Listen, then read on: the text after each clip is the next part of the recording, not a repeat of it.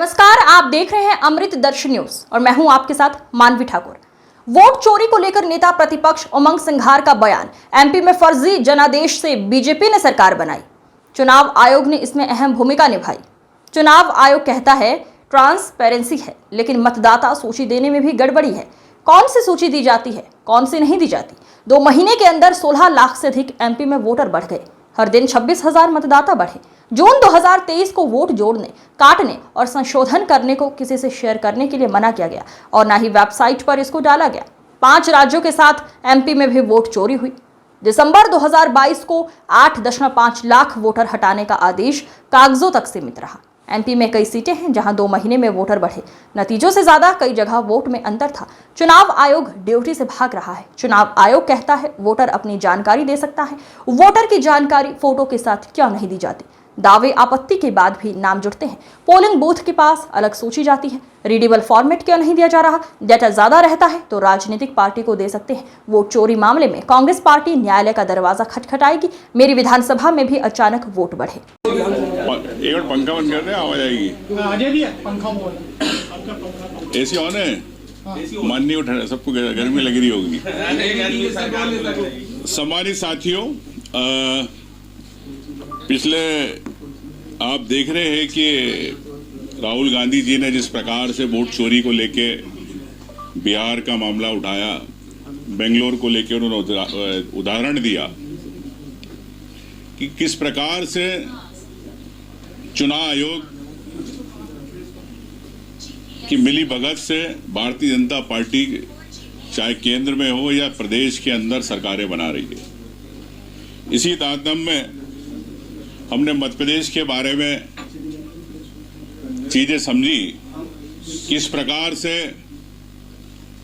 Vote चोरी करके सरकार ने मध्य प्रदेश के अंदर फर्जी जनादेश लेकर मध्य प्रदेश में भारतीय जनता पार्टी ने अपनी सरकार बनाई और इसमें चुनाव आयोग की क्या भूमिका रही।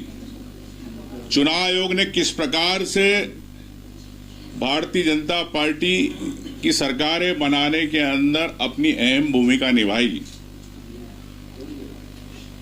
तो मैं समझता हूं कि जहां चुनाव आयोग कहता है कि हम पारदर्शिता रखते हैं, सभी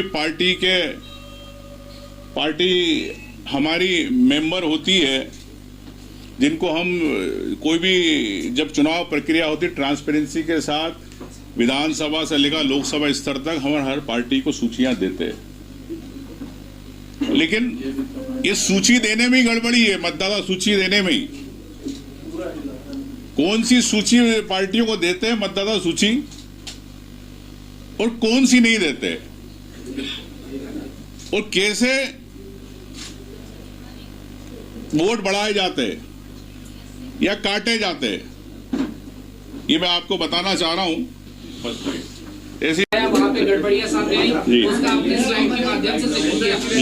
तो इनको लेके आप इलेक्शन कमीशन में शिकायत करेंगे, कोर्ट जाएंगे, अगला स्टेप क्या होगा? स्वाभाविक रूप से जब इलेक्शन कमीशन में जानकारी मांग रहे, इलेक्शन कमीशन जानकारी देना नहीं चाहता।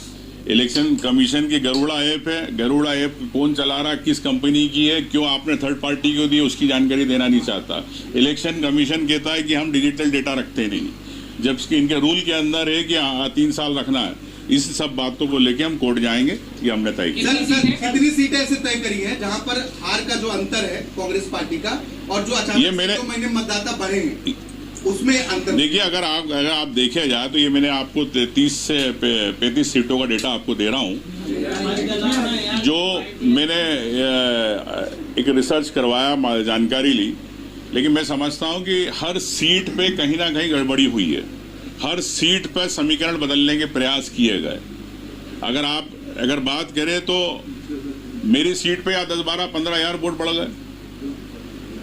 तो मैं समझता हूं कि वोट बढ़े, लेकिन हर जगह बीजेपी इस साजिश के अंदर कह सकते हैं कि आ नहीं पाई।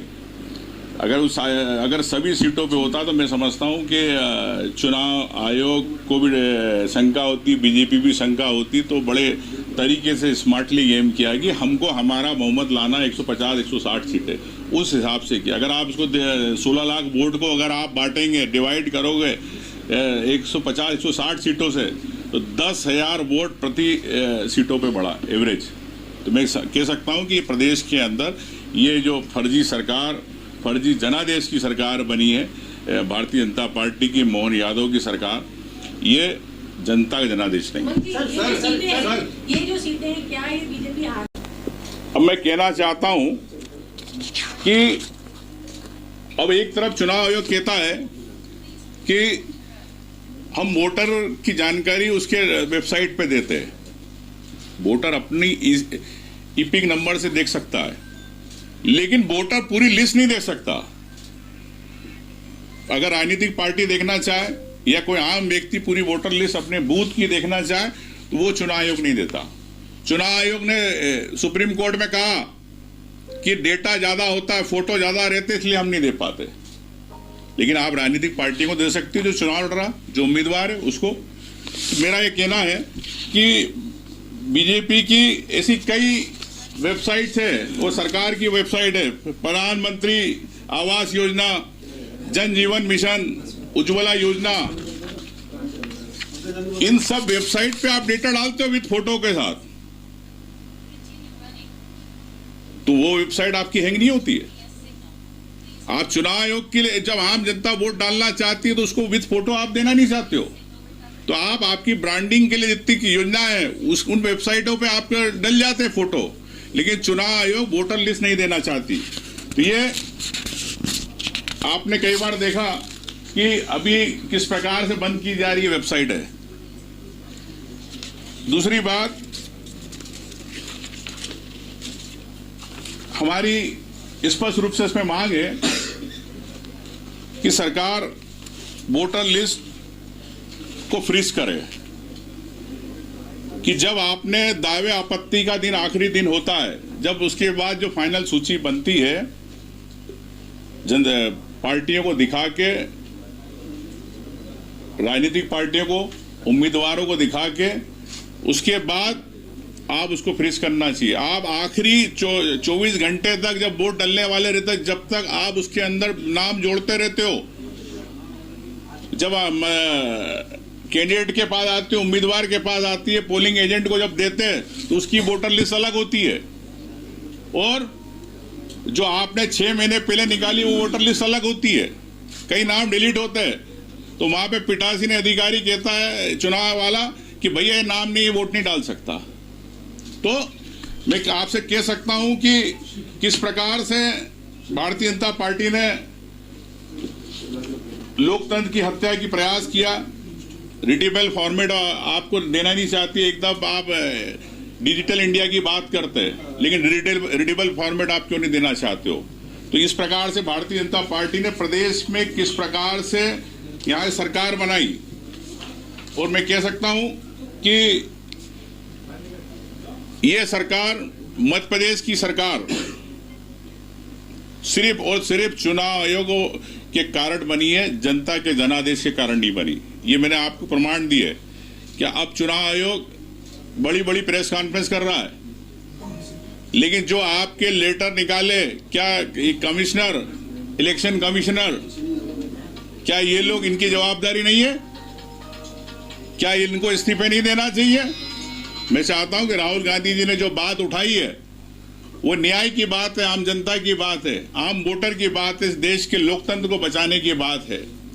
तो राहुल गांधी जी अपनी बात पे अडिग है, लेकिन चुनाव आयोग जिस प्रकार से हेराफेरी करता है और हलफनामे की बात करता है, माफी मांगने की बात कराते हैं राहुल गांधी को, मैं कहता हूं चुनाव आयोग को माफी नहीं मांगे। अब चुनाव आयोग तो तीनों कमिश्नर इस्तीफा दे, आपने ये लेटर निकाले। इसके अलावा मैं आपको एक और लेटर बताना चाहता हूं कि एक लेटर और निकाला इन्होंने, सेम लेटर ये निकला है, ये भी 9 जून का। इसमें लिखा एक्सेप्ट छत्तीसगढ़, मध्य प्रदेश, मिजोरम, राजस्थान, तेलंगाना, इनको छोड़ के सेम यही भाषा यही चीज कि किसी को नहीं दी जाए, ना वेबसाइट पे डाली जाए, ये भी चुनाव आयोग ने निकाली है। तो चुनाव आयोग के ये कागज, ये प्रमाण क्या गलत है? इससे स्पष्ट होता है कि आप खुद ही चोरी करवा रहे हैं वोटों की, आप खुद ही वोट बढ़वा रहे हैं, लेकिन आप देना नहीं चाहते। यही मैं आपसे कहना चाहता हूं कि इस पे भारतीय जनता पार्टी को तत्काल एक्शन लेना चाहिए और चुनाव आयोग को अपने राहुल गांधी जी से अब माफी मांगना चाहिए।